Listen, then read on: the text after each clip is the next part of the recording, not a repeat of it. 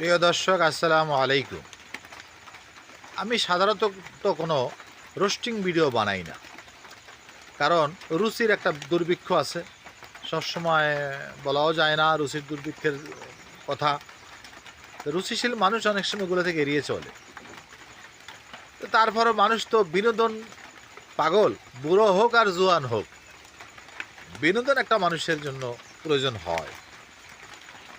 তো যাই হোক, সমস্ত ভিডিও আমি শেয়ার করি না, অনেক ভিডিও আছে এবং অনেকে আমি একটা নির্দিষ্ট একটা দল বা আদর্শ ধারণ করি। তা আমার আদর্শের বাইরেও যদি কেউ কোনো খারাপ কাজ করে, আমি এটা সাধারণত বেশি একটা শেয়ার করি না। কিন্তু আসলে কিন্তু রাজনীতি করতে হলে কিন্তু প্রচারণায় অন্য দলকে দমাতে হলে এগুলি প্রচার করতে হয়, নাহলে তো ওদেরকে আসলে আদর্শিকভাবে পরাস্ত করা যায় না।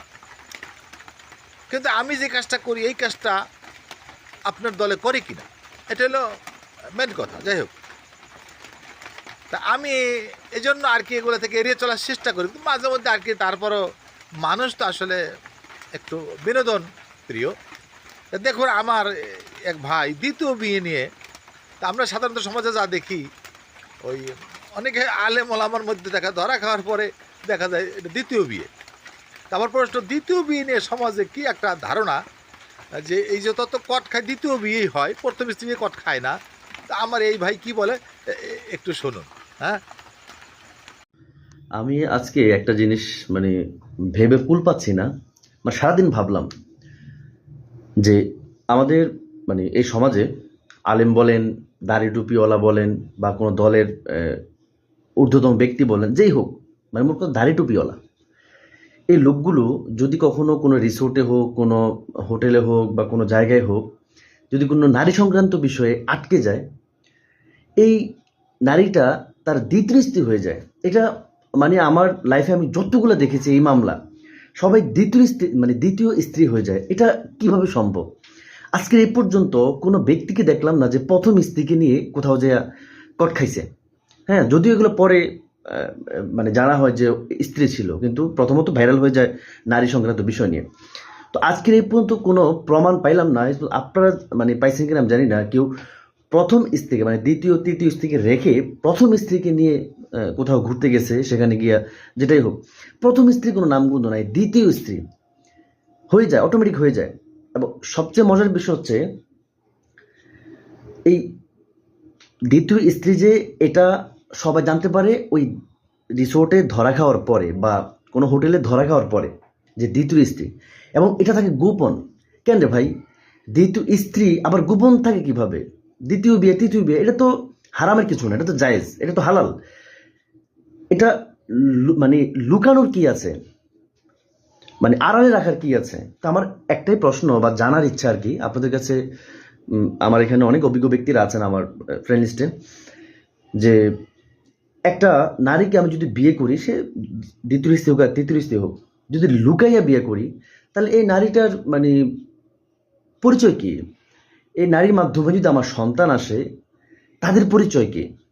আপনারা এই আমি যদিও সহজ ভাষায় বলতেছি, একটু গভীরভাবে চিন্তা করে দেখবেন তাদের পরিচয় কি। আমরা যেভাবে প্রথম বিয়েটা যেভাবে ডাকডোল বাজিয়ে আত্মীয় স্বজনকে জানিয়ে, হ্যাঁ, বিভিন্নভাবে করে থাকি, তার একটা ব্যক্তি পরিচয় আছে। হ্যাঁ, তার স্বামীকে নিয়ে তার একটা পরিচয় বহন করে, বাবার বাড়ি হোক বা যেখানে হোক। কিন্তু বর্তমানে মানুষ দ্বিতীয় বিয়েটা যেভাবে করে, সে তো ওভাবে পরিচয় দিতে পারতেছে না। আমি অহরহ এরকম অনেক মামলা আছে আমার বন্ধু বান্ধবের মধ্যে জেনেছি, এবং অনেকেই দেখছি যে দ্বিতীয় বিয়ে করে, কি বলবো আর, আসলে কিভাবে বলি, এগুলা বললে তো আসলে নিজেদের গায়ে লাগে। হ্যাঁ, প্রথম স্ত্রীও জানে না, বাবা মাও জানে না, রাখছে ঢাকার অমুক ফ্ল্যাটে, অমুক জায়গায় রাখছে, বাপের বাড়িতে রাখছে, শ্বশুর বাড়িতে রাখছে। মানে এগুলা কেন রে ভাই? তাহলে যদি এটা লুকাই রাখতে হয়, তাহলে এই বিয়েটা করার দরকারটা কি? একটা নারীর জীবন নিয়ে খেলার প্রয়োজনটা কি?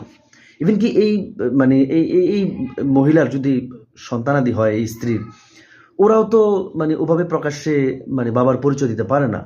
তো এই জিনিসগুলো কেন আমাদের সমাজে এগুলো আমার ঘুরপাক খাচ্ছে এই যে বিষয়টা। কেন? জায়েজ তো ভাই, বিয়ে তো জায়েজ। আমার টাকা পয়সা আছে, আমার সবকিছু ঠিক আছে, আমি ইনসাফ বজায় রাখতে পারবো, তাহলে আমি দ্বিতীয় বিয়ে করব।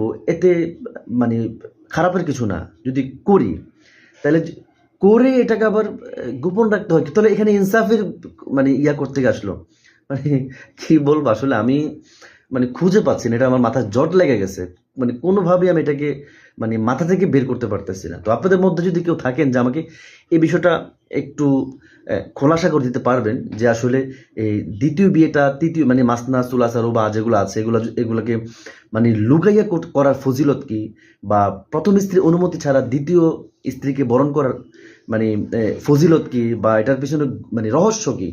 দ্বিতীয় তৃতীয় বিয়ে, আমাদের আলেম সমাজে অধিকাংশ ব্যক্তিরা তাদের একাধিক স্ত্রী আছে, কেউ হয়তো পারিবারিকভাবে বা স্ত্রীর অনুমতি সব মানে ইয়াতে করে, আবার ম্যাক্সিমাম আছে যে মানে পরিবার জানে না, প্রথম স্ত্রী জানে না। আমি কিন্তু এটাকে খারাপভাবে দেখতেছি না, কিন্তু এই যে ইনসাফ একটা বিষয় আছে যে একাধিক স্ত্রী রাখার ক্ষেত্রে, তাহলে ওই ইনসাফটা কিভাবে আসে, মানে কিভাবে আসে ওই সন্তানদের প্রতি ইনসাফটা কিভাবে আসে? ভাই শত হলেও তো আপনি তাদের বাপ, শত হলেও তো আপনি তাদের মানে ওই মহিলার মানে স্বামী, তাহলে তাকে যদি আপনি বাক স্বাধীনতা বা সে যদি মানে বুক ফুলাইয়া স্বামীর পরিচয় না দিতে পারে, তাহলে এখানে সে ইনসাফ পাইলো কোথায়? আর আপনি বা তাকে ইনসাফ দিলেন কোথায়? আমার ভুল হতে পারে, কথায় ভুল হতে পারে, মাফ করবেন, আমি ছোট মানুষ, আমি জানার জন্যই কথাটা বললাম। তো এটা আমার কাছে খুব আশ্চর্য লাগছে যে মানে মোল্লারা যেখানেই কট খাক না কেন, প্রথম বাক্যটাই আমরা শুনি যে দ্বিতীয় স্ত্রী, তৃতীয় স্ত্রী। এ পর্যন্ত দেখলাম না প্রথম স্ত্রী নিয়ে কেউ কট খাইতে। এটা কিভাবে সম্ভব? কিভাবে সম্ভব? আপনারা আমাকে একটু দ্রুত জানান।